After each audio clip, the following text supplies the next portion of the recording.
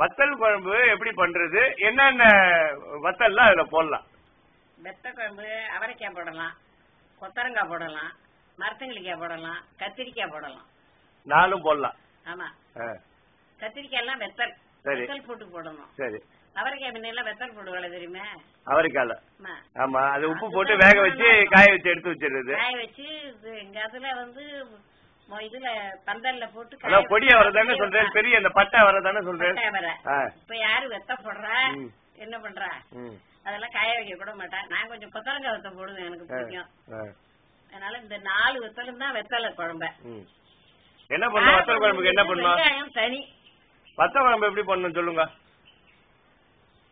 தாளிச்சு பெருங்காயம், கடுகு, வெந்தயம். பெருங்காயம், கடுகு, வெந்தயம், இது துவரம் பருப்போ கடலை பருப்போ. சரி, எண்ணெயில தாளிச்சுக்கணும். தாளிச்சுக்கிட்டு சரி, மிளகா 2 போட்டுக்கணும். 2 மிளகா. சரி, இதெல்லாம் தாளிச்சிட்டு புளிய கரைச்சி ஊத்தணும். புளிய கரைச்சி விட்டு அந்த வெத்தலையே வறுக்கணும். வெத்தலையே வளர்க்கணும். சுண்டைக்காய் வெத்தல் பண்ணலாம் குழம்பு. ஓ, சுண்டைக்காய் பண்ணலாம். சுண்டைக்காய் வெத்தல் ரொம்ப நல்லா இருக்கும். சரி, சுண்டைக்காய் வெத்தல் அதெல்லாம் வதக்கிட்டு புளிய கரைச்சி ஊத்தணுமா? எந்த நல்லெண்ணெய் போடலாமா, பாமாயில் போடலாமா? எண்ணெய் எந்த எண்ணெய் யூஸ் பண்றது? நல்லெண்ணெய். இது வத்த குழம்பு பாமாயில் போடாதீங்க, நல்லெண்ணெய் போடுங்க. இல்லாட்டா இந்த கோல்டு வின்னர் இது மாதிரி. கோல்டு வின்னர் தான் உடம்புக்கு ஒத்துக்கல. கடலெண்ணெய் யூஸ் பண்ணலாமா? கடலெண்ணெய். கடலெண்ணெய் தான் ஆரம்பத்துல இருந்தே சேர்த்துக்கிறது. அதுவே இப்ப வெளியே சன்ஃபிளவர் சேருங்கிறோம். கடலெண்ணெய் ஆரம்பத்துல உண்டு. இப்ப யாரு கடலெண்ணெயே வாங்க மாட்டேங்கிற. கடலெண்ணெய் பேச்சே இல்லாத இருக்கு. கடலெண்ணெய் இல்லன்னா நல்லெண்ணெய் ஊத்திக்கலாம். கடலெண்ணெயே நம்ம பட்சணம் பண்ண மாட்டோம். ஆமா, ரொம்ப நல்லா இருக்கும் வாசனை. ஆமா, பட்சணம் தேங்காய் எண்ணெயே ஜாஸ்தி உபயோகப்படுத்த மாட்டா. கடலை எண்ணெய் இருக்கும். தேங்காய் எண்ணெயில கடலை எண்ணெயில பண்ணுவா. இப்ப தேங்காய் எண்ணெயே தொடாதேங்கிறான். தேங்காய் எண்ணெயே கடலெண்ணெயில போட்டு இப்ப புளிய கரைச்சி ஊத்திடுறோம். இந்த பிட்லைக்கு எல்லாம் தேங்காய் எண்ணெய் விட்டு பாருங்க, அது என்னமா இருக்கும் தெரியுமா? பிட்லைக்கு தேங்காய் எண்ணெய் ஊத்தணும். தேங்காய் எண்ணெய் தாளிக்கும் போது தேங்காய் எண்ணெய் விட்டுட்டா அவ்வளவு நல்லா இருக்கும். இப்ப யாரு சேர்க்கறா அதெல்லாம்?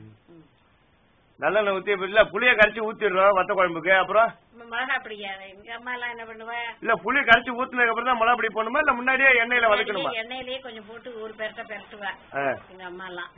கொஞ்சம் வறுத்த மாதிரி ஆயிடும். புளி கரைச்சி விடுவா. வெறும் கார பொடியா இல்ல சாம்பார் பொடியா? சாம்பார் பொடி. சாம்பார் பொடி தான். வத்த குழம்பு பொறுத்த வரைக்கும் வெறும் மிளகா பொடி போடக்கூடாது. சரி, சாம்பார் பொடி போட்டு வதக்கிட்டு சாம்பார் பொடி புளி கரைச்சி ஊத்துனதுக்கு அப்புறமா திருப்பி மிளகா பொடி போடணுமா? வேண்டாம், வேண்டாம். திட்டமா போட்டு வறுத்துட்டு அப்புறம் என்னத்துக்கு முன்னாடி. எங்க அம்மா இந்த எண்ணெயிலேயே பெரட்டுவா ஒரு பெரட்டை. இந்த தாளிச்சு போட்டுற பாருங்க, வெத்தலை போட்டு ஒரு பெரட்டுறாளுன்னு அதுலயே போட்டு பெரட்டுவா. பெரட்டி அது நான் ரொம்ப நல்லா இருக்கும். வெத்த குழம்பெல்லாம் அப்பெல்லாம் 3 நாளைக்கு இருக்கும். பழையது சாப்பிடுவோம். இப்ப சாப்பாடா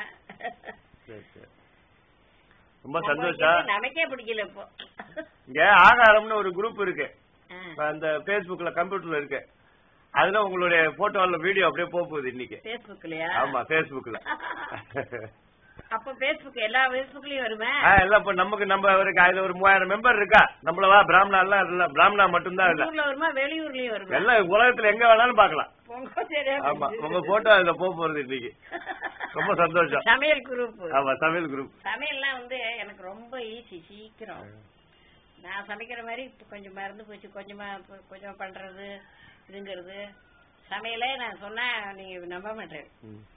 எங்க மாமாக்கு நான் சமைச்சாதான் பிடிக்கும். எங்க ஆத்துலயே எல்லாருக்கும் நான் சமைச்சாதான் பிடிக்கும். ரொம்ப சந்தோஷம். நாளைக்கு இன்னொரு வாட்டி நான் கேக்குறேன்.